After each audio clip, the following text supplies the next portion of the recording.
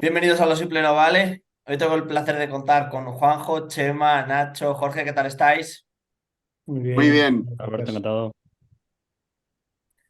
Vamos a hablar de la actualidad de Ucrania, sobre todo vamos a empezar por la muerte de Prigozhin y claro, un poco la primera pregunta que lanzó a Jorge es ¿qué valoración haces y en qué momento ocurre este hecho? Sobre la muerte de Prigozhin, yo es que la película la titularía y Prigozhin cayó de los cielos, ¿no? Yo es que tengo mi teoría y la he repetido mil veces y creo que Prigozhin no iba en ese avión, que Prigozhin está muerto hace tiempo. Se han tirado un tiempo intentando demostrarnos que Prigozhin estaba vivo y bueno, el dicho latino de excusatio non petita, accusatio manifesta, perdón, lo resume, es decir, que si estoy en la cumbre africano-rusa, que si estoy en África a 52 grados, pero si es que es mucho más fácil hacer una rueda de prensa y todos veríamos que estaba de verdad, porque el resto se puede montar todo. Segundo, ¿por qué cae ese avión? Porque yo creo que buscan la muerte de Utkin, con lo cual descabezan ya definitivamente Wagner, que era el objetivo. Yo lo decía antes en Petit Comité. Yo escribí en mayo un artículo y lo titulé Prigozhin no escucha las campanas, en alusión a que le iban a matar. Y esto en mayo, es decir, el que conozca un poco a los rusos sabe que una de las cuestiones que acompaña su historia es la brutalidad a la hora de ejercer el poder y la asunción del asesinato como un arma política.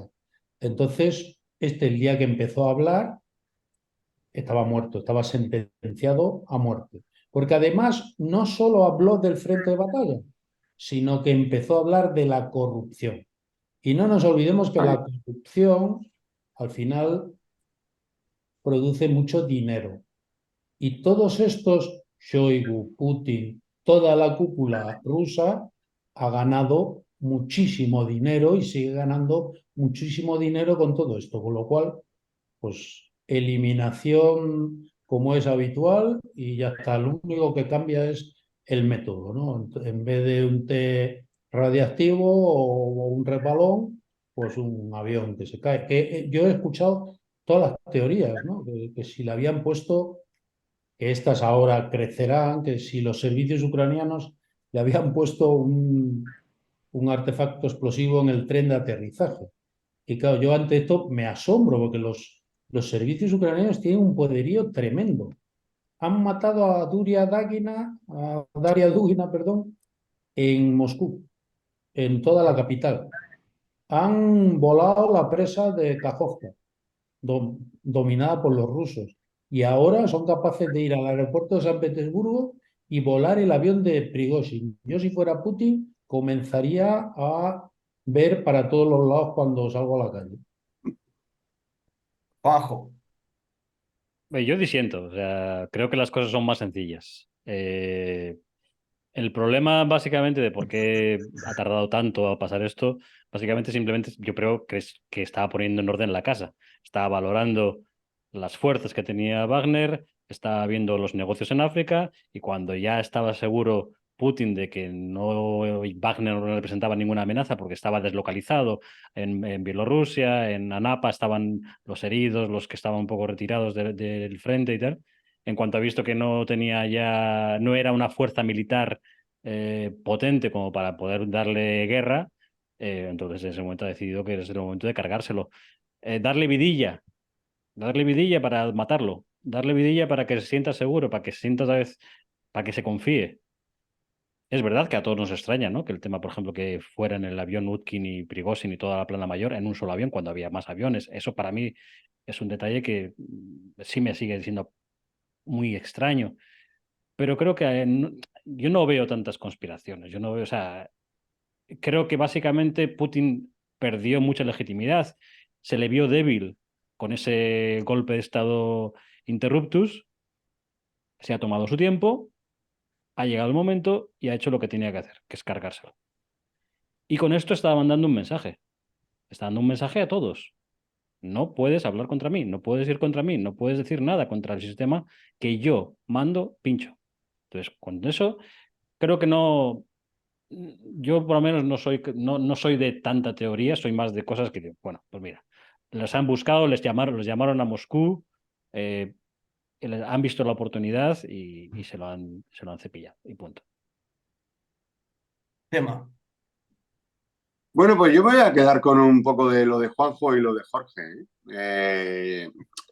Porque, mira, el principal valor añadido de lo que es la estructura Wagner es verdad que esa mano de obra, esa carne para triturar, es verdad que lo tenían en los de Wagner en el tema de Ucrania, pero yo creo que en realidad aquí no se ha eliminado, sea antes o después, quiero decir, haya sido como decía Jorge o como señalaba Juanjo, en cualquier caso, aquí hasta que no se ha terminado de controlar la parte de guerra de inteligencia, o sea, es decir, de la ciberinteligencia de Wagner, por cierto, una de las infraestructuras humanas de esa ciberinteligencia o guerra de influencia que hacen a través de redes sociales, etcétera, está muy cerca de una sede del FSB en Moscú, que lo sepáis, que está ubicado muy cerca.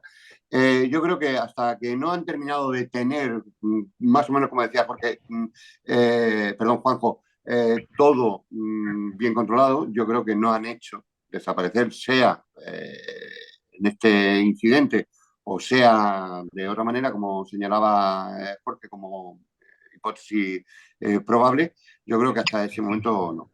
Para mí, yo creo que más que la eliminación física de Prigozhin, yo creo que lo más importante ha sido el trabajo que han hecho en los últimos 2 meses para quedarse con, o para obtener un control sobre toda la infraestructura de ciberinfluencia que tenía Wagner, casi tan importante o más, diría yo, que la parte militar. Y yo creo que definitivamente se cargan a Prigozhin cuando ven que las estructuras, las personas, los individuos, los activos, los vehículos, el armamento más pesado, etcétera, ya lo han podido distribuir entre el ejército regular y aquello que no hayan podido incorporar al ejército regular, pues lo habrán incorporado a otros PMCs, aunque está prohibido en Rusia. Ahí tenemos a Wagner, ¿no? Pero hay más PMC, está Patriot, está Potok, está Redut, están los cosacos y tal. Recordemos que Patriot es una PMC de menores dimensiones, quizá con menos influencia hasta ahora, ya veremos a ver lo que pasa a partir de hoy. Patriot es una PMC que está vinculada ni más ni menos que al ministro de Defensa Shoigu, bien, la bestia contra la que combatía Prigozhin, ¿no? En definitiva, estamos ante un régimen, el del Kremlin, el de Rusia, el de Putin, que no tiene rendición de cuentas y, por lo tanto, las informaciones van a tenerse que mover muy en el terreno de la hipótesis razonable. Lo de Juanjo es razonable, lo de Jorge es razonable, pero lo cierto y verdad es que no hemos tenido una información fehaciente, como decía Jorge, respecto de Prigozhin desde que se produce la asonada cuando sale de Bakhmut y se va hacia Tar y se queda a 200 kilómetros de Moscú. Por lo tanto, estamos ante un escenario desconcertante, pero yo creo que los intereses que defendía Wagner para los oligarcas rusos y para el propio Kremlin, especialmente en África, yo creo que esos intereses, ya sean llevados por Wagner directamente o no, van a continuar existiendo y yo creo que Wagner como tal no va a desaparecer. Y me parece muy importante lo que habéis señalado, y es que en ese avión iba Dmitry Utkin, que es el genuino fundador de Wagner. Es el que le pone el nombre de Wagner.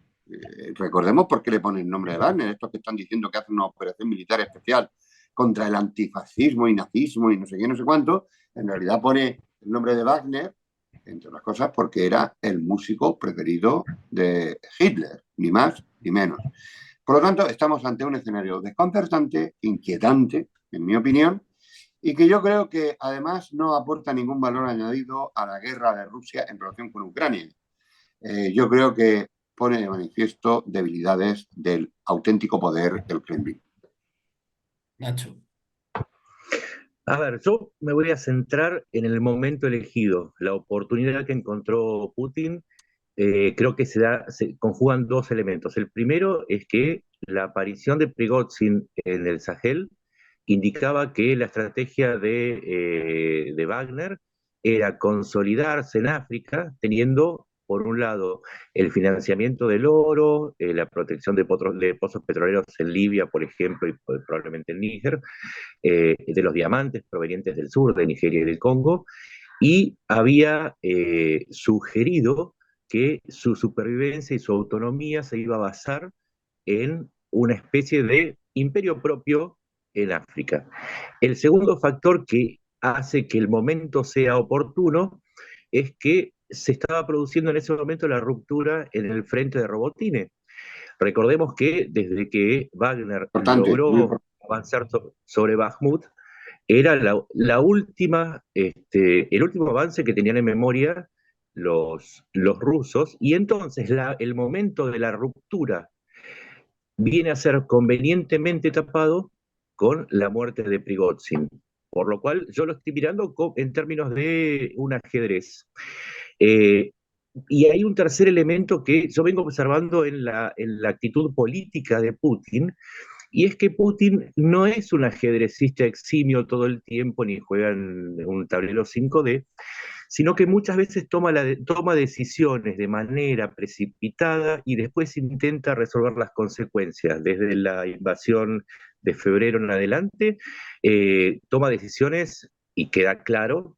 Lo puedo explicar también si quieren, hay un montón de ejemplos. Lo mismo Bakhmut, la insistencia en Bakhmut, encontramos a un Putin tomando decisiones y después tratando de resolverlo. Creo que las consecuencias del asesinato de Prigozhin van a ser a la larga muy negativas para Putin, porque el liderazgo, o sea, el carisma de Prigozhin se desplegaba tanto en la efectividad de sus tropas, sus métodos brutales eran parte constitutiva y central del éxito de Wagner, y también en la administración de este grupo de ciberguerra tenía la impronta de Putin. Y los negocios en África, que creo que son uno de los, digamos, de uno de los estímulos más fuertes para repartir el imperio de Putin, porque creo que tiene que ser de Putin, de Prigozhin, porque tiene que ser repartido para no hacer surgir otro Prigozhin, es un estímulo muy fuerte para otros oligarcas, incluyendo a Shoigu y sus Patriots, eh, pero que también dependen de un acuerdo que iba logrando Prigozhin con cada uno de los señores de la guerra en África, y va a ser muy difícil sostenerlos, particularmente porque si uno conoce más o menos la cultura de la zona, lo que lograba Putin con la conjunción del poderío militar, la seducción de audiencias a través de las redes y los negocios, si no está centralizado en una sola persona, en mi opinión, va a ser muy difícil que sea igual de efectivo, y a la larga Putin lo que puso en riesgo es su aventura africana. Ese es mi análisis, que tiene puntos de coincidencia o no con el del resto, que también me parecen totalmente válidos. ¿Queréis decir algo a lo que habéis estado comentando? Yo quería añadir la concatenación, ¿no? De casualidades. El día previo a la muerte de Prigozhin se oficializa el descabezamiento de Surovikin, que parecía que estaba metido en el ajo del levantamiento. Al día siguiente, justo cuando se cumplen 2 meses del levantamiento, se cepillan a Wagner, a Wagner al completo. Pero ahí yo siempre digo que, aunque yo ahí te llevo a la contraria, Nacho, yo creo que Putin es un tipo que toma decisiones lentas. Otra cosa es que luego le salgan mal e intente ratificar, pero las decisiones no le gusta tomar decisiones precipitadas, ¿eh? Y yo creo que ha estado eso, poniendo en orden la casa, ha estado viendo hasta dónde podía tirar, hasta dónde el apoyo popular que podía tener Wagner. Ahora decía, no, es que la gente no va a pasar nada en Rusia. Wagner está olvidado en 3 días. Se acabó. O sea, no hay nada, la gente no va a salir a las calles diciendo ¿qué ha pasado con Prigozhin? A Prigozhin se le enterrará así, medio ocultamente, en algún sitio, y adiós, buenas. y punto. O sea, se mandará un enviado del Kremlin para dar un poco de empaque y se acabó. Entonces yo creo que ha estado midiendo, durante esos 2 meses ha estado midiendo cuando en el momento, cuando estaba todo ya, que no representaba un problema para él, un peligro para él, no un problema, un peligro, y en el momento que ya lo ha tenido claro, adelante. Yo, yo, Pero yo me yo pregunto, creo, me pregunto, Juanjo y Jorge, además, os lanzo especialmente a Jorge, eh, no sé qué hay de verdad o no, porque la verdad es que contrastar hipótesis, informaciones es muy, muy, muy difícil, ¿no? Los píxeles que además tenemos que trabajarlos a distancia y demás es muy complicado, pero yo sí que he visto en redes vinculadas a la gente de Wagner, incluso a individuos que pertenecían o que estaban trabajando para Wagner, lo que sí he comprobado en las últimas 24 horas es que hay un verdadero y profundo dolor respecto en fin, de lo que ha ocurrido con... Y que además que lo que me pone de manifiesto es que ellos interpretan que han sido asesinados en una acción dirigida por el Kremlin o por Shoigu, pero en definitiva por la cúpula del poder ruso, ¿no?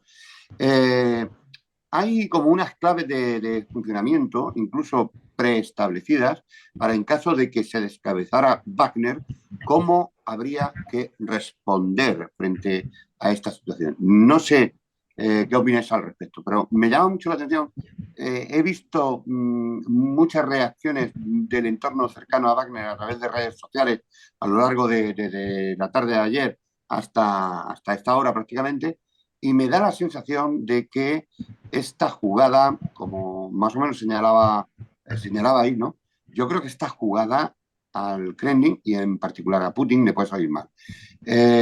Prigozhin tenía un predicamento. Es verdad que en Rusia eso de salir por las calles de Moscú y demás, eso lo hacen muy poco valientes, ¿no? Y bueno, es normal porque hay que ver lo brutal que puede ser el régimen del Kremlin contra quien se manifiesta en contra de cualquier pronunciamiento del poder, ¿no? Pero me pregunto hasta qué extremo alguien que dirigía un grupo, una PMC como Wagner, con todo lo que eso conlleva, que fue capaz de ponerse en rebelión hasta 200 kilómetros prácticamente de Moscú, incluso con apoyo de la población e incluso con apoyo de militares a lo largo de ese recorrido. No sé hasta qué punto los wagneritas, si me permitís la expresión, no pueden generar un gran problema o un problema por lo menos importante o notable al régimen. No lo sé. Me gustaría saber vuestra opinión. yo es que creo que tenemos que valorar muchas cosas. Primero, lo de los tiempos. Los servicios de inteligencia, cuando entran en acción, lo que hacen es aplicar protocolos. Y protocolos que son inamovibles paso a paso. Y efectivamente, en el caso de una sonada como esta, los protocolos son, o los protocolos tienen que ser, primero, evaluación de daños. Segundo, cuando ya hemos evaluado los daños, empezamos. ¿Qué hay que hacer? Quitarle la fuerza a esta organización. ¿Cómo se hace? Detención de sus líderes, requisa del armamento pesado, recuperación del dinero que sabían perfectamente dónde estaba y lo recuperaron en cash y demás. Ahora, el problema es que tanto en la operación militar especial ha habido, yo creo, errores de inteligencia importantes, Muy notable, sí. de decirle a tu líder lo que él quiere oír y no lo que es verdad, porque si yo asumo que están diciendo que la verdad esa se la creen, entonces hay que cerrar sus servicios y eso yo no me lo creo. Lo que pasa es que los líderes autocráticos como este y brutales, pues cualquiera se atreve a decirle lo que no quiere oír pues porque puede salir escaldado, ¿no? Entonces, en esta sonada volvemos a tener un problema de inteligencia, es decir, cómo una PMC como esta no está penetrada de tal forma que yo me entere de un movimiento que van a hacer que va a ser marchar sobre la capital. ¿Cómo se puede producir eso sin que yo me entere? Con lo cual, tenemos que volver a asumir otro problema de inteligencia. ¿Por qué? Pues porque probablemente habría mucha más gente implicada que Surovikin. Surovikin es la cabeza de Turco que va a pagar, yo creo que no con la muerte, porque ya sería exagerado, pero bueno, tampoco descartemos que tras unos meses se atragante o le pase cualquier cosa natural, ¿no? Porque esto es así. Entonces, estamos jugando con una cuestión compleja en la que no son los tiempos que marca Putin. Es decir, cuando entra el servicio y el Ministerio de Defensa empiezan a hacer sus pasos y cuando llega el momento de la eliminación, se ejecuta y aquí paz y avión al suelo, ya está. Dentro de la brutalidad manifiesta que esto representa, porque estamos hablando de derribar un avión y matarlos y lo estamos asumiendo como normal, ¿no? ¿Qué escándalo sería esto en cualquiera de nuestros países? Aunque también en nuestras historias hay hechos parecidos, ¿no? De eliminar gente, pero en este caso ellos son mucho más brutales. Entonces, yo creo que Putin, o a mí lo que me parece con todo esto, es que Putin tiene un problema interno. Tiene un problema interno y él lo sabe. Por eso esta eliminación quizás haya sido acelerada para no dejar que esto avance, ¿no? Al final, los soviéticos, los rusos, siempre han hecho lo mismo. Es decir, tal como decía no sé quién de vosotros, no esperemos manifestaciones. Yo os cuento una anécdota yo creo que era de Khrushchev, una visita de periodistas extranjeros. Un periodista le preguntó al camarada Khrushchev cuántos miembros tenía el KGB y Khrushchev sonrió y le dijo, no, exactamente no sé cuántos son, pero que no se preocupe usted por el número de miembros del KGB. El KGB no es peligroso por el número de miembros, es peligroso por el número de colaboradores. Consideramos que tenemos uno en cada familia. Y este sistema es el que sigue funcionando. Este es el sistema de Putin. Este es el sistema ruso. Este es el sistema heredero de aquella Unión Soviética y se me apuran de los zares. Esto no ha cambiado en toda la historia de Rusia, ¿no? Creo que esta brutalidad la han heredado de los mongoles, que les estuvieron sacudiendo bastantes cientos de años de la historia, ¿no? Entonces, a mí no me extraña. Es decir, yo en mayo ya dije que le iban a matar y como morirá cualquiera que ose ponerse delante de la bestia Putin, ¿no? Pero lo importante también Nacho, es marcar un segundo, marcar el relato. Tú lo hacía Chema. Los canales de Telegram ligados a Wagner acusan directamente al Kremlin, pero ahí se queda. Vale, es como si las pataletas en Twitter, pero eso no tiene un reflejo en la realidad. Sin embargo, por ejemplo, hoy se ha sabido que ya hay un detenido que es uno de los ingenieros mecánicos que llevaba, digamos, de los tres, hay tres ingenieros que se encargaban del mantenimiento de la nave de Prigozhin, y uno de ellos por lo menos está detenido, los dos no se sabe. Entonces, al final lo que van a vender, porque es lo que tienen que vender además, es el traidor. Hay un traidor, ¿no? Y tiene que haber la figura del traidor que nos ha eliminado de la faz de la tierra a este sirviente de Rusia. Entonces, Un no puede. traidor y los ucranianos. Ahí mételo todo. En la palabra traidor entra todo. No, digo, un traidor que facilita una operación de los Sí, ucranianos. sí, en el sentido claro. Prefiero, siempre vamos a tener esa figura del traidor que es el que rompe el esquema, el que rompe la baraja, ¿no? Que todo iba bien, todo va normal, de repente aparece el traidor y lo rompe todo. Entonces, yo creo que es lo que van a vender. Lo que no creo, no, estoy seguro que es lo que van a vender al pueblo. Y al final, por mucho que Wagner patalee en las redes, si la gente que se va a creer, porque claro, la gente no se va a creer, es que Putin no puede haber hecho eso. A ver, Putin, la gente rusa, estoy hablando de Rusia. La gente en Rusia dice, no, es que, ¿cómo va a hacer eso Putin? Hoy lo ha dicho Lukashenko. ¿Cómo puede hacer? Vale, sí, es Lukashenko, de acuerdo. Pero ¿cómo puede hacer Putin una cosa así? Es que eso es una cosa que no tiene ninguna clase. Vamos a ver. Entonces, yo creo que al final la gente de Rusia, el pueblo de Rusia, pues realmente pues, a Wagner se la trae un poquito al pairo, ¿no? Entonces no va a pasar absolutamente nada. Y aparte de eso, Pero que tampoco descartes, y yo ahí diciendo de ti de que lo van a enterrar de forma discreta, tampoco descartes que Utkin o él sean enterrados con honores militares. no, porque Es una historia rusa. sería hacerlo un mártir. No, no, Esa es la pregunta que yo les quiero hacer. Esa es la pregunta que les hago yo a los dos. ¿Creen ustedes que en la medida que la guerra y la economía sigan adelante con sus reveses, existe la posibilidad que tanto la figura de Prigozhin como de Wagner sirva para canalizar el descontento que podría haberse generado y que se mantenga latente no solo por la propaganda, sino por el miedo, y que encuentre en estas dos figuras, Prigozhin y Wagner, una forma de canalizarse? Es una pregunta. Yo creo que es complejo, muy complejo. Tendría que haber un descontento muy grande y la participación de mucha gente para que eso fuese así. Pero lo que tenemos que pensar es que si yo ensalzo la figura de Prigozhin, como ha hecho Putin, que ha dicho que era un patriota, lo que pasa es que había cometido algún error. Y ahora voy a ir hacia una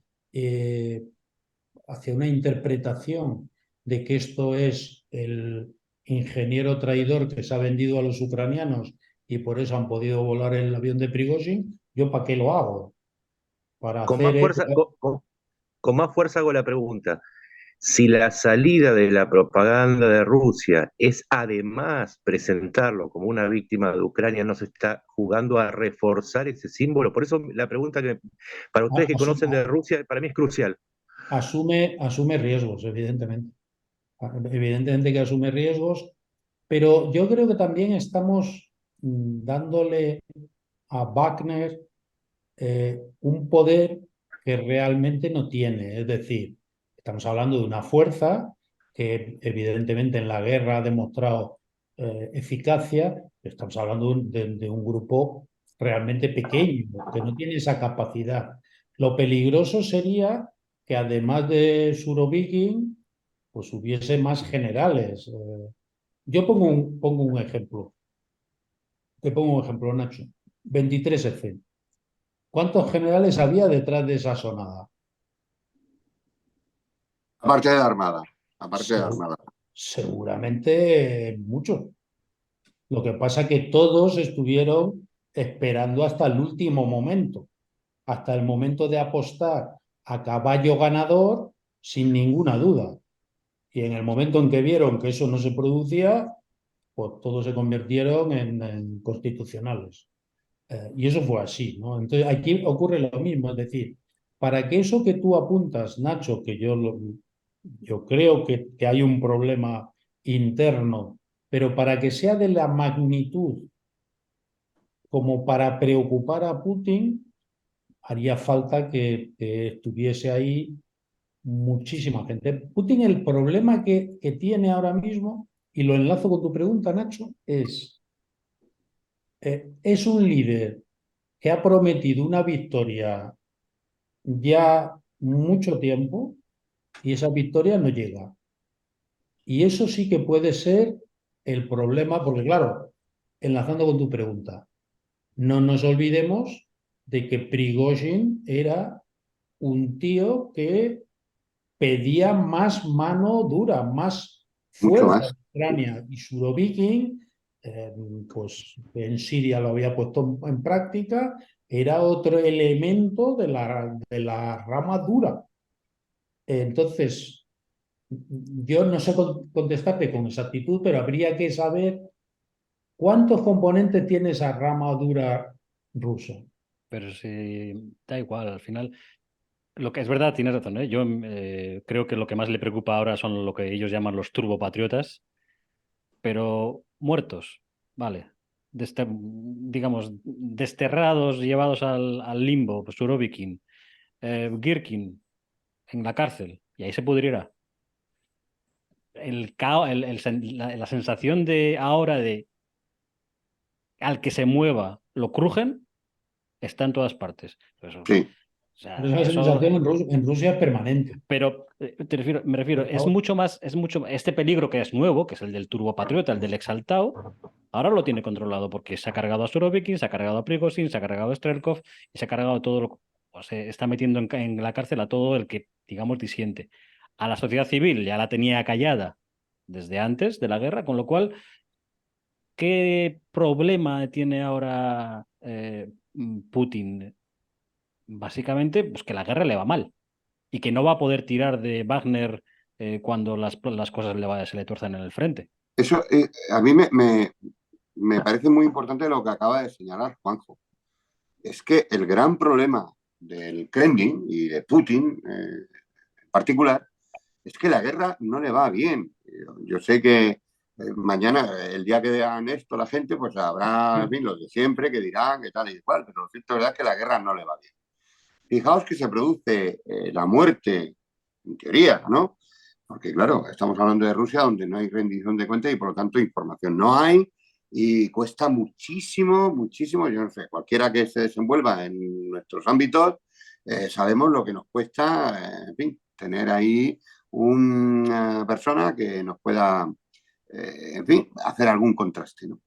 Pero fijaos que se produce todo esto del avión, de Dmitry Gutkin y de Prigozhin, etcétera, justamente después de que se produzca una operación de fuerza de operaciones especiales en Crimea, donde se llegan a meter, hay combate, hay intercambio de disparos, etcétera, y ese pelotón que se llega a meter dentro de Crimea, llegan a poner, yo me da la sensación de que esto es una forma de decir, punto, me quito este encima y tengo que abordar la guerra de otra manera.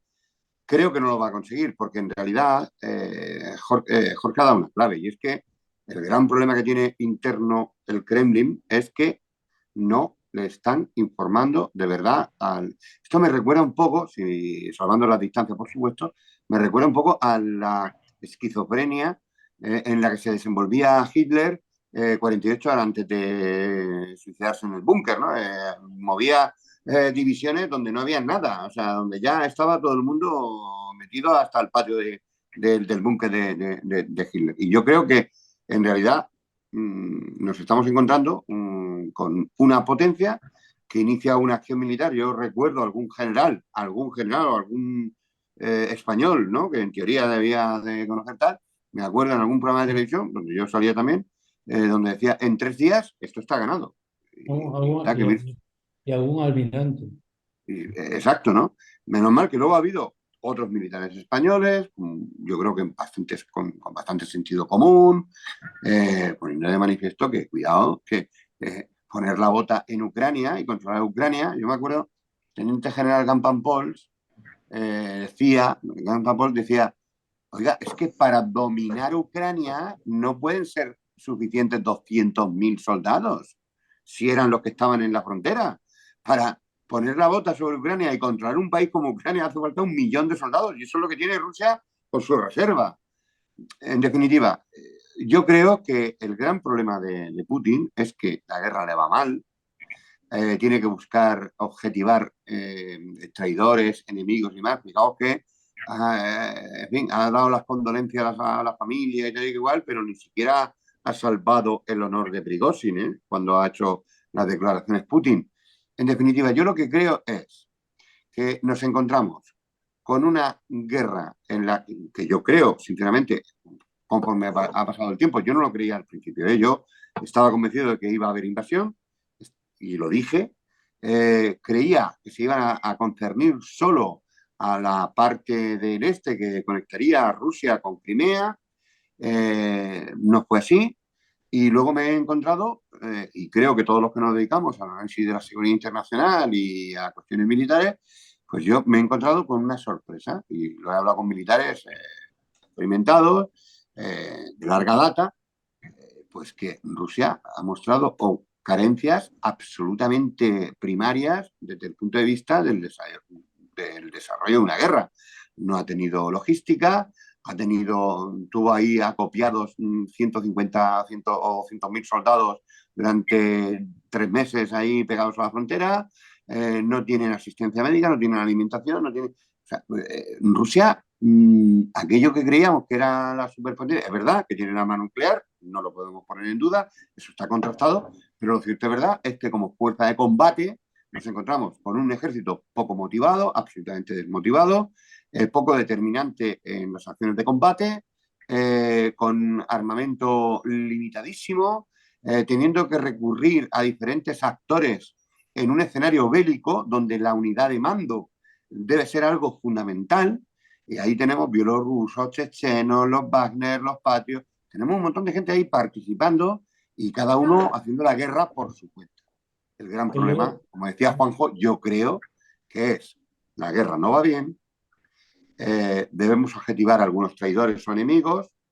Yo lo que puedan decir respecto del ingeniero de aviónica o de lo que sea que hayan detenido, no me creo nada, no me creo nada, y a tenor de las manifestaciones de la gente de las aldeas, de los pueblos, de los caseríos, que han visto 2 explosiones, 2, digamos, momentos definitivos del siniestro, me creo mucho más que Rusia ha dirigido un sistema de defensa antiaérea contra este avión para descabezar definitivamente un elemento armado, un actor armado. Me llama mucho la atención, gracias al trabajo, por ejemplo, que ha hecho la revista Ejércitos y demás, Willy Pulido y demás. En definitiva, tenemos gente que se desenvuelve con bastante habilidad con todo esto. Todas las imágenes satelitales nos dicen que es verdad que cuando se produce la sonada y dicen todo el mundo a Bielorrusia, etcétera, tal, ahí hay unos campamentos muy bien definidos con un montón de recursos que a fecha de hoy no existen en esos campamentos. Yo creo que han descabezado Wagner. Wagner va a seguir defendiendo los intereses de los oligarcas y de los intereses del Kremlin, no de Rusia ni de los rusos, sino de la gente que tiene intereses en determinadas materias primas en África. Y ojito, porque eso de que, por ejemplo, el último mensaje de vídeo que podía haber sido montado hace 3 meses y tenerlo ahí en reserva, como bien señalaba Jorge, yo no veo tan claro que Wagner pueda estar haciendo una lucha contra el terrorismo yihadista, sino una lucha por conseguir que la influencia de Rusia o de los oligarcas sea más definitiva en los países en los que están actuando en el área sahelo-sahariana, desde el Cuerno de África hasta la costa atlántica. Estamos, yo creo que en un momento bastante de desconcierto. Y en definitiva, yo lo que veo es que nos desenvolvemos, aquellos que nos sabemos hacer algún análisis o emitir alguna opinión razonadamente, ¿no? Yo creo que nos desenvolvemos ante un actor como es Rusia, que no nos permite meter el dedo en lo que es información contrastada. No nos permite estar empotrados a periodistas y demás. No nos permite nada. Es decir, Rusia es brutal físicamente. Lo vimos con Politoskaya, lo hemos visto con todos los disidentes, tal, pero, y lo hemos visto ahora, yo creo también, lo hemos visto ahora, pero yo creo que en definitiva Rusia es un actor que con esta guerra ha invertido en su desaparición como actor influyente, que en esta distancia corta de los 2-3 años que pueda durar esta guerra, ciertamente puede jugar un papel más o menos, en fin, llamativo, pero en realidad estamos ante actores que se desenvuelven en este escenario mucho más allá de lo que es visible. No sé si me he explicado. Nacho o Juanjo, que hace que no hable Jorge. Nacho, ¿quieres decir algo? No, yo estoy aprendiendo de lo que escucho. La otra pregunta que me hago es, retomando lo de Juanjo, 20.000 mercenarios sin líder, una parte puede ser asimilada a las PMC, y hasta qué punto representan un peligro inorgánico, esto que hablamos de los turbopatriotas, turbonacionalistas, no sé cómo lo dijiste vos, pero Turbopatriotas, hasta qué punto representan... turbopatriotas. Sí. Magnífico término, magnífico. ¿Hasta qué punto representan un riesgo para la seguridad no de Rusia, sino de Putin? Porque, y acá meto otra cuña, me parece que lo que ha logrado Putin con la ayuda de la propaganda rusa, al haber sido tan ensalzado y tan levantado por la propia propaganda de Putin, es que ha separado lo que es Rusia. Antes era Putin, y a partir de Prigozhin, la pelea con Suchev, me parece que empieza a quedar claro que no necesariamente Putin es Rusia. A ver si lo explico mejor. La Pero figura de Putin fíjate, Nacho, separó. Sí, adelante.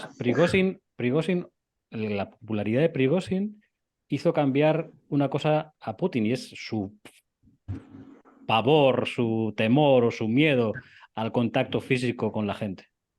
En el momento que, digamos, se controló todo el golpe de Estado, a partir de ese momento Putin salió más a la calle, al contacto, primero porque hay elecciones, ¿eh? No nos olvidemos que es una democracia totalitaria, pero hay elecciones. Y Putin ha tenido que romper su búnker y ha tenido que salir a la calle. Y eso se lo debe a Prigozhin. Entonces, yo creo que sigue siendo yo ahí no cambio la idea, ¿no? Rusia es una cosa y el gobierno ruso es una cosa y Putin es otra cosa. Putin está en otra liga. No, en eso no creo que haya variado mucho la idea. ¿Y la sociedad rusa en relación con Putin y el gobierno? El que está en contra se ha ido. Se ha ido o está callado.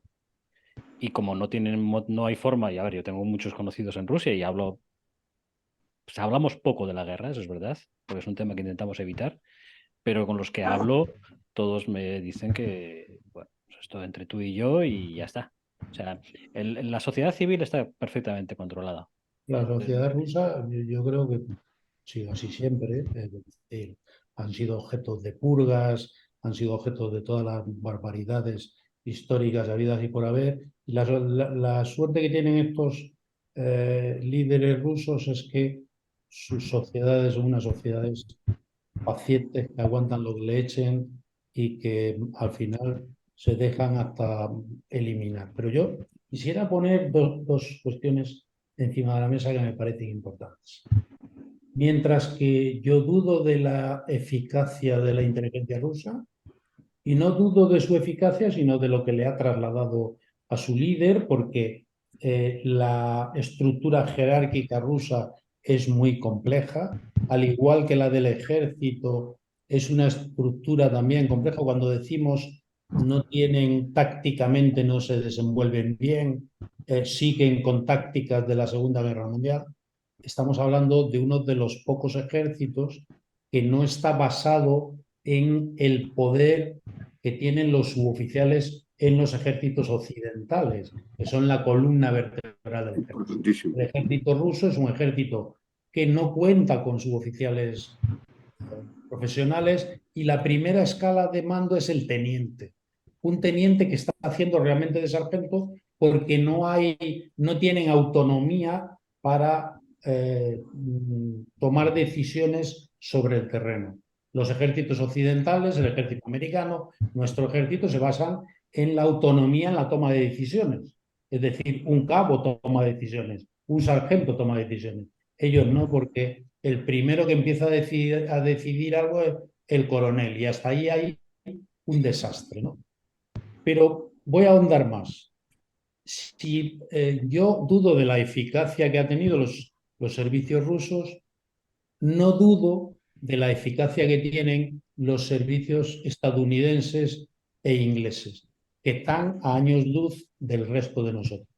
Y son los que han comandado esta resistencia ucraniana, porque no nos olvidemos que si a Ucrania no se le apoya no solo con armamento, igual que ha habido que hacer con Prigozhin, ha habido que hacer en Ucrania. Cuando empieza esta guerra estamos ante un país absolutamente penetrado por Rusia.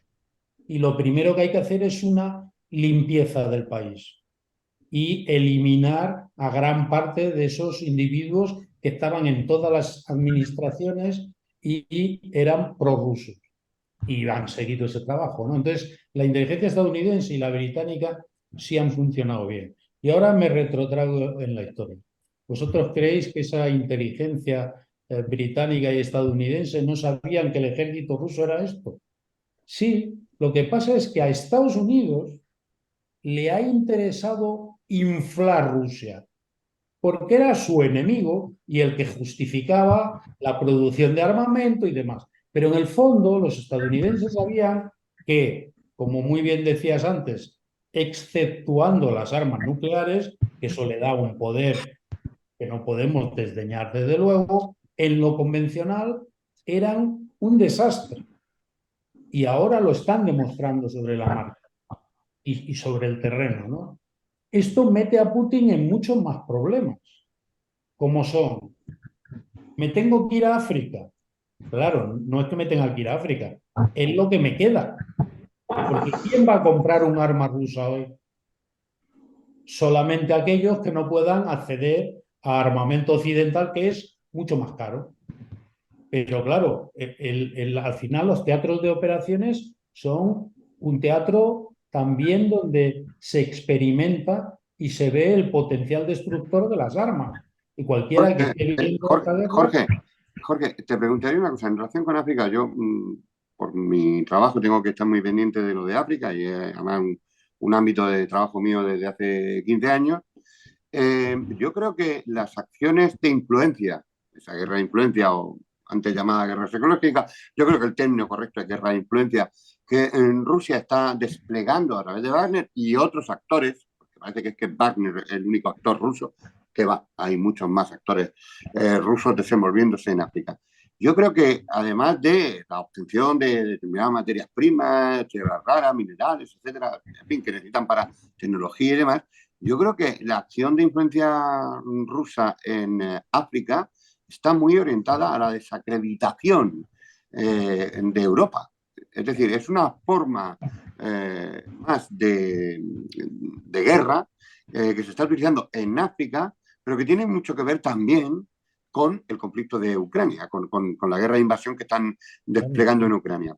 En definitiva, yo creo que le está generando un problema a Europa en un sitio donde se está creando un monstruo desde hace mucho tiempo. Creo que la anterior vez que estuvimos hablando ya hablábamos, incluso dejé caer alguna vez del monstruo que se estaba creando en África. Yo creo que la guerra de influencia de Rusia, por ejemplo, en África, está muy orientada también a desacreditar la influencia europea. Bueno, es que la guerra de Ucrania es una guerra proxy para los americanos que le están dando un bofetón a los rusos, pero sin poner muertos, poniéndolo los ucranianos. Pero no debemos de olvidarnos que en esa guerra los principales perjudicados son los ucranianos, por supuesto, Por supuesto. pero después los europeos. Sí. Y tanto Estados Unidos como Rusia nos acuden a los europeos, porque al final los que tenemos los productos más caros, los que tenemos una dependencia energética importante, somos los europeos, y eso afecta directamente a la productividad de nuestras empresas, con lo cual nos complica la vida a toda Europa. No Ucrania, no nos la está complicando. Nos la complica Rusia y nos la complica Estados Unidos. Para Estados Unidos esto es, yo creo que, perdonando los términos simplistas, esto es un chollo. Es decir, está debilitando el poder de Rusia y mostrándole a China que este quizás no sea el socio adecuado para ti, y está debilitando el poder de Europa. Está debilitando a Alemania, que era el motor económico nuestro, y nos está debilitando a todos. Está montando, montando ya la tenía, pero está realizando un negocio tremendo con el armamento, porque, claro, hay que ver un poquito más allá de hoy. Estamos entregando armamento, es verdad que no el armamento de primera línea, No. pero tendremos que recuperarlo. Tendremos que, y eso van a ser inversiones que a dónde vamos a ir a comprar. Cuando uno quiere comprar un avión ahora, todo el mundo quiere comprar F-35. ¿Qué armamento queremos comprar? Carros, lanzadores de misiles, todo americano, o casi todo americano. Los franceses también están haciendo un buen agosto con eso. Y, oye, y España, dentro de su dimensión, tampoco está haciendo un mal negocio en relación con las armas, ¿eh? Hay gente por ahí que no debe olvidarse que nosotros estamos en el top 10 exportadores de armas.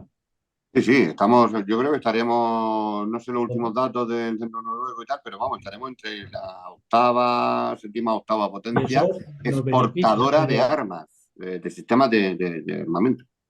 pero Eh, estamos asistiendo a una guerra, pues eso, que es un debilitamiento de muchas fuerzas y entre ellos los europeos. Pero también está Juanjo, sirviendo estratégicamente, yo creo que está sirviendo. Creo que lo dijimos la otra vez, pero yo creo que debemos insistir en eso.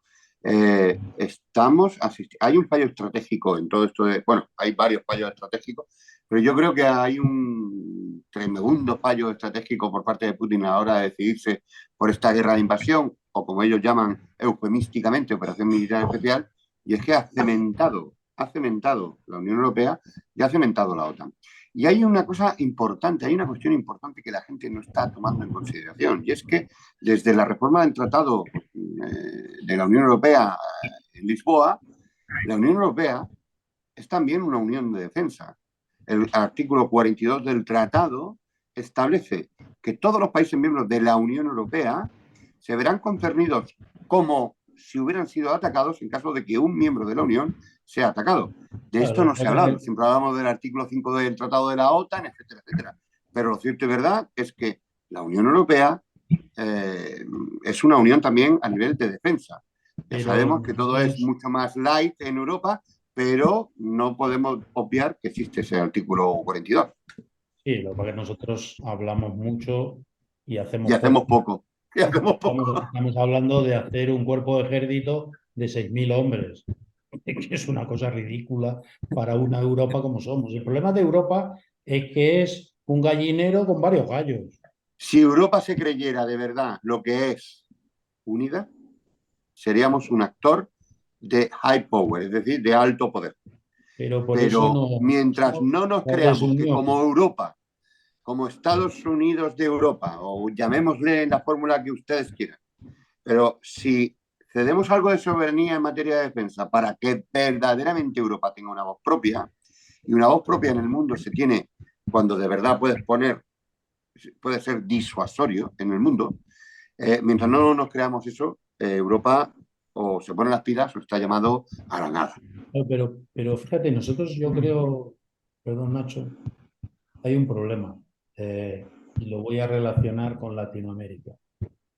Estados Unidos es un país, Rusia es un país, China, Europa no. China es un país. Nosotros somos un conglomerado de países, cada uno con su historia, cada uno con sus intereses. Yo digo, ¿estarás de acuerdo conmigo, Nacho? Eh, si Latinoamérica y España uniesen sus fuerzas, seríamos una potencia mundial. ¿Pero va a ocurrir eso alguna vez? Eh, Te contesto sencillo. A lo largo de la historia, las alianzas se construyen a través de un adversario coherente, consistente y real. En tanto no existe ese adversario, no lo veo posible. Adversario común Sí, para todos los concernidos que él sí, sí, decía. no, no, sí, por eso, sí, sí, por eso digo coherente, cuando digo coherente me refiero a eso. Europa lo encontró en Putin, no lo veía venir, de hecho, con la invasión del 2014, creo que los intereses alemanes y franceses, italianos hicieron lo suficiente como para que Europa no diera una respuesta cooperativa y perdió la oportunidad frente al desafío que le planteaba Trump de dejar la OTAN y convertirla en una operación europea solamente. Eh, para regresar a lo de Ucrania, lo que digo es, solamente veo posible que Europa encuentre un destino de defensa si logra crecer en términos de producción militar y de doctrina para dejar el padrinazgo que ejerce Estados Unidos y encuentra un objetivo propio que los reúna y que posiblemente, si se alarga la guerra de Ucrania y se diera el caso de que asumiera Trump y que tomase una postura en contra de la guerra de Ucrania o de apoyarla, posiblemente en ese caso, pero de América Latina, olvídense, somos la región más desmilitarizada del mundo y eso es consecuencia no solamente de la falta de inversión, sino que antes de la falta de inversión se instaló la idea de que el gasto en defensa es deficitario y no produce ningún tipo de beneficio. Por lo tanto, si uniéramos todos los ejércitos de América Latina, ni siquiera creo que alcanzaríamos el poder de una potencia de mediana envergadura de Europa. Somos una región desmilitarizada. Nacho, yo te quería preguntar una cosa. Alberto, ¿puedo preguntar? Por supuesto, lo que tú quieras, Vale. hombre, ¿cómo se puede?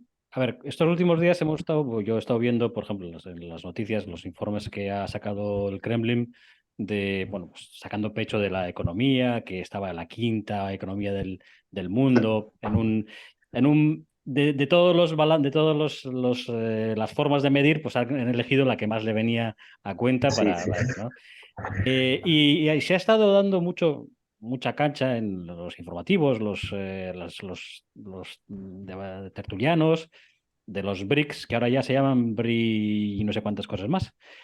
Y Argentina ha recibido invitación para entrar y bueno, claro, los rusos están un poco exaltados con eso. Ya por fin llega el fin del dólar, llega el fin de Estados Unidos. Y ¿cómo se ha tomado desde Argentina? A ver, en Argentina lo primero es que estamos en un proceso electoral, en menos de 2 meses cambiamos de autoridades, el oficialismo va a perder, que el oficialismo, el peronismo, kirchnerismo es el que propuso esta entrada a los BRICS, que había sido descartada porque no pasó el examen de limpieza económica previsiblemente, pero después por la insistencia de China y de Brasil se volvió a invitar a la Argentina, se la invitó. Constitucionalmente nosotros tenemos que aprobar cualquier ingreso a un organismo internacional o un acuerdo multilateral a través del Congreso. Si se repitieran los resultados electorales, el oficialismo, el que apoya la entrada al BRICS, perdería la mayoría o la capacidad de lograr una mayoría, la perdería, pero bueno, tendría aún menos número. Y los dos referentes, Patricia Bullrich y Javier Milei, ya dijeron que con el BRICS no quieren saber nada.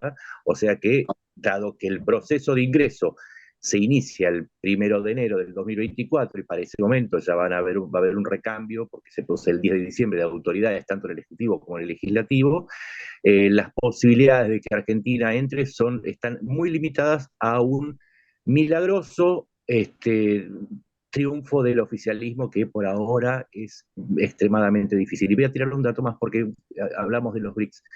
Es un datito de color. Se acaban de conocer las proyecciones del Fondo Monetario Internacional para el año 2023. Rusia va a tener un retroceso, según estas proyecciones, de 150.000 millones de dólares en su PBI, lo cual equivale o supera en realidad al PBI de Ucrania. Esto lo digo en el marco de los BRICS y el peso que perdió Rusia dentro de este grupo, pero también por lo que hablábamos antes, de los problemas que afronta Rusia para poder hacer frente o Putin, La, si se la, quiere. la economía va a ser un problema gordo, ¿eh? La economía rusa Muy Sí, gordo, muy gordo. sí, sí. Por eso di este rulo retórico para decirles que los BRICS también son una señal de que estamos hablando mucho de Wagner, pero Wagner es el síntoma, la enfermedad es mucho más profunda, la enfermedad que afronta Putin, que es la sucesión de desaciertos en el campo militar, político, estratégico y económico. Wagner es un incidente, pero me parece que el problema que afronta Putin y Rusia, porque no es lo mismo, son mucho más profundos y que se van a acelerar en la medida que comiencen a notarse aún más los efectos de las sanciones y lleguen porque estamos en la época de las redes, y lleguen a Rusia las verdaderas noticias y los resultados del frente de batalla, ya sea a través de las redes sociales o a través de los féretros. Yo creo, Juanjo, una cosa, y es que lo de los BRICS, sigo con atención toda esta cuestión, entre otras cosas, porque además se está celebrando en Sudáfrica, todo esto, pero siguiendo un poco el hilo que marcaba Nacho con su interlocución anterior, yo creo que los BRICS, primero, están trufados porque hay dos actores que tienen mucho que ver, más que ver con Estados Unidos de lo que pueda parecer a priori, y yo creo que lo de los BRICS les va a llevar a la melancolía, porque no creo que vaya a sustanciarse en un actor más o menos compacto, homogéneo, y demás, si vemos los países que son, si vemos la cuestión geopolítica de cada uno de esos países y cuáles son sus relaciones de intereses, es fácil comprender que pueden invitar a Argentina o a 3 Argentinas, pero Argentina, yo sigo con atención lo de Argentina por una cuestión afectiva y personal además, pero creo que Argentina es que no aporta nada, no va a aportar nada, y además yo creo que atendiendo a la realidad de la primera vuelta de las elecciones y la finalización del proceso electoral, va a quedarse sin posibilidades, incluso legislativas. Corrígeme, Nacho, si digo algún disparate, pero hasta donde yo conozco y por lo que el propio Nacho señaló, no va a tener la institucionalidad necesaria para poder incorporarse, ni más ni menos que a un tratado con Arabia Saudí, fijaos los actores que están en esta reunión en Sudáfrica, ¿no? Cuidadito, porque esa reunión, primero, creo que no va a llevar a nada sustantivo, y luego además es una reunión que entre los BRICS hay algunos actores que están perfectamente, y bueno, y si analizamos el cuadro africano, que no es un país, como mucha gente piensa, África es un continente inmenso, hemos de saber que participan ahí algunos países que están ahora mismo en una relación de correlación de intereses después de los acuerdos de Abraham, etcétera, y todo que se ha abierto en el Oriente Medio y tal. Es decir, es mucho más complejo. Yo creo que los BRICS como diría un italiano, non è vero, ma è ben trovato, ¿no? No es verdad, pero parece que suena bien, pero no veo que lo de los BRICS vaya a ser la conformación de un actor complejo que tenga una voz singular, propia y con autoridad en el mundo. No, yo Yo, te lo decía, si Chema, me por un tema permitís, simplemente de la propaganda interna Ah, rusa, ¿no? bueno, claro, eso sí, sea, de cara a que Rusia eso lo, puede ser una... lo está vendiendo como una especie de eso, de Claro, tabla de es salvación para ese nuevo mundo la multipolar exageración. y tal, tal. Sin más. Claro, Juanjo, yo- en eso estoy absolutamente de acuerdo. La exageración de lo que pueden ser los BRICS como propaganda, desde luego, puede suponer pero la realidad es la que manda. Y es que la economía de Rusia, de verdad, que va a enfrentar el siguiente año, porque las sanciones económicas, no, esto perjudica más a no sé quién. Las sanciones económicas son cuestiones que van a tener su peso. Es más, es que aunque corrigiéramos ahora esas sanciones porque Putin desapareciera y Rusia se convirtiera en el paradigma de la democracia mundial y del respeto de los derechos humanos y la brutalidad se olvidara y todo eso, es igual. Las sanciones impuestas hasta ahora van a tener un recorrido a largo plazo, a medio plazo, que van a ser brutales. Y yo creo que ya lo están Juancito, siendo. ahí yo te agrego si me algo. permitís, Sí, yo, Jorge. perdona, Nacho, yo hablaba hace unos días con un amigo mío muy ligado al mundo del vino y hablábamos de este tema de los BRICS, de varios temas políticos. Y entonces, Pero de los BRICS, pero de los países, no del tetra BRIC, ¿no? claro, él me hizo un ejemplo muy gracioso que me dijo, a ver, tío, llevemos el tema a mi mundo. ¿Qué vino va en los Tetra Bricks? El malo. Pues de eso estamos hablando. Cambiemos de tema. Sí, Estamos sí, además además identificando los BRICS con Rusia cuando el verdadero actor de los BRICS es China. Es China. Juanqui. Nacho, quería decir algo, sí, Nacho. sí, y agrego algo. No es que los BRICS se conforman en un momento en que esos países están en auge. Si nosotros recorremos el espinel de los principales socios, Rusia está con un retroceso económico grave. China afronta el mayor parate de su crecimiento en 3 décadas, estamos hablando de 30 años. A India no le está yendo mal, pero bueno, y a Brasil tampoco. Pero veamos las incorporaciones. Argentina es un paria económico y Total. financiero. De las economías de África, Egipto está en problemas, Sudáfrica está en problemas por una caída tremenda en su moneda, lo mismo que le sucede a Rusia y en menor medida a China. Brasil está teniendo una caída en sus exportaciones, si bien su economía está bien, pero en el sentido de el crecimiento de un déficit acumulado que hace que el modelo exportador brasileño no tenga mucho destino en las actuales condiciones, particularmente porque las interferencias de Lula en la economía son cada vez más evidentes. hablemos de África. Entró Egipto, que es la segunda economía, la primera es Nigeria, la segunda República Etiopía también Centroafricana. está. Sí, está, Claro, exacto, Juanjo, claro. Etiopía. Es que por eso decía, Etiopía, analicemos qué son los BRICS por para eso, tomar por la eso. verdadera dimensión que tienen, porque suena muy bien, pero la realidad real es que menos China, los otros actores, ¿quiénes son? Arabia Saudí también lo han invitado a entrar. Bueno, pero ahí Pero bueno, Arabia está bueno. Saudita Arabia es un Saudita, trufado que tiene los BRICS, que tiene no, pero, relación con Estados Unidos. Es una cosa no, bueno, tremenda. pero ahí, el ingreso de Arabia Saudita y de los Emiratos Árabes Unidos, que es ahora cada vez es más un bloque de los salafitas, tiene que ver más que con un objetivo político común con el resto de los miembros, con la creación de un polo de poder alternativo árabe, que a su vez está enfrentado con Qatar y está enfrentado con Turquía, entonces de alguna manera le trasplanta problemas ajenos. Entonces no estamos hablando de los BRICS como un poder homogéneo, armónico, que pudiera funcionar al estilo de Muy una bien, alternativa muy de la bien. Unión Europea. Estamos hablando de países que traen sus propias crisis, sus propios enfrentamientos y que tiene en sus dos principales actores, que son China y Rusia, uno enfrentado con todo Occidente, ¿sí? Que es China y con el barate. Y Rusia, o sea, estamos hablando de Rusia, ¿cuál es el aporte positivo No te que olvides, le Nacho, da Rusia? ¿Mm? China está desvalijando a Rusia.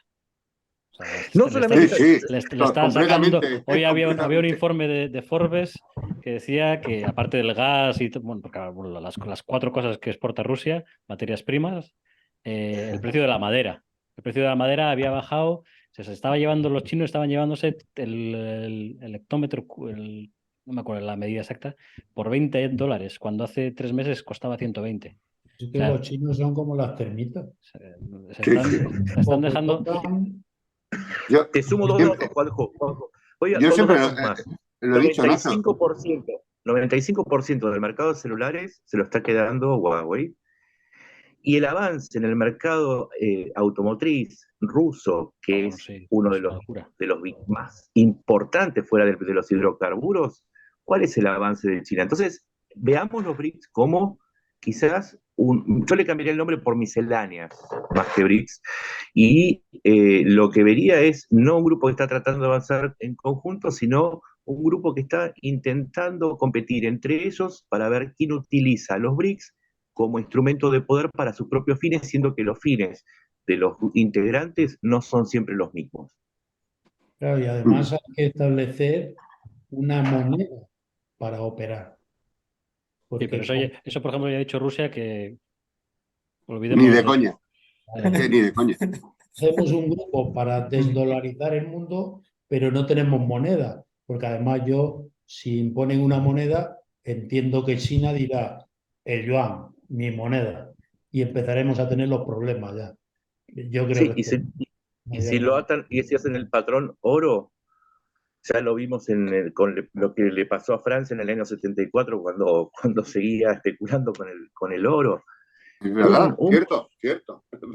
un movimiento de Occidente con el oro destruye toda la moneda que pudiera crear el BRICS. Por algo se reemplazó el patrón oro por las instituciones de Bretton Woods.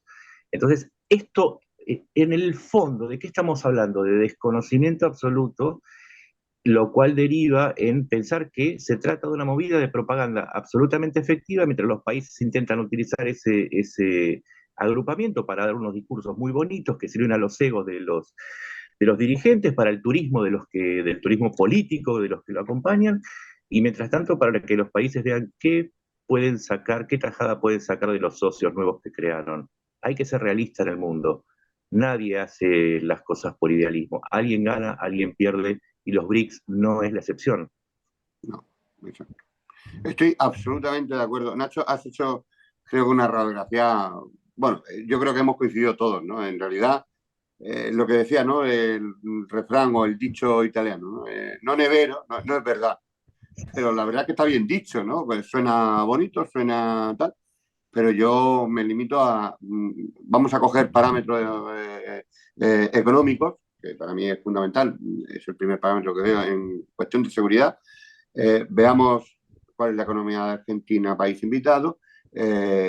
lo que está pasando en China, que no es menor, por más que sea un gigante que hay que mirar con mucha atención.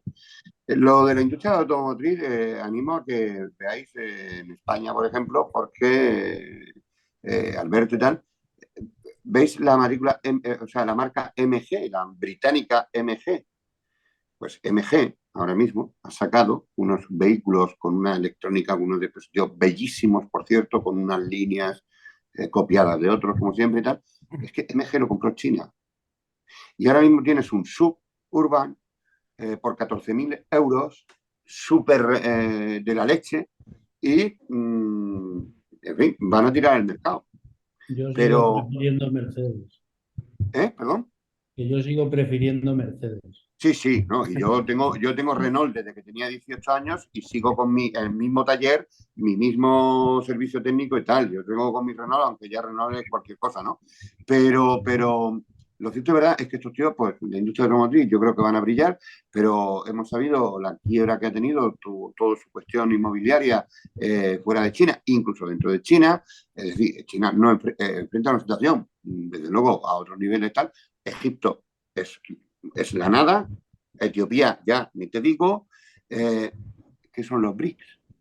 Hay Yo creo dos, tres actores que pueden tener una voz propia y lo demás no es nada. que los BRICS son la constatación de que China le queda mucho para intentar superar a Estados Unidos. Perfecto. Yo Esa es en la carrera, ahora en la Facultad de Seguridad, lo hemos hablado en mi estudio. Sí, es verdad que China se ofrece como un actor verdaderamente al que hay que mirar con muchísima atención, a todos los niveles, a nivel de defensa. Fijaos lo que está produciendo a nivel militar, todo esto hay que mirarlo, ¿no?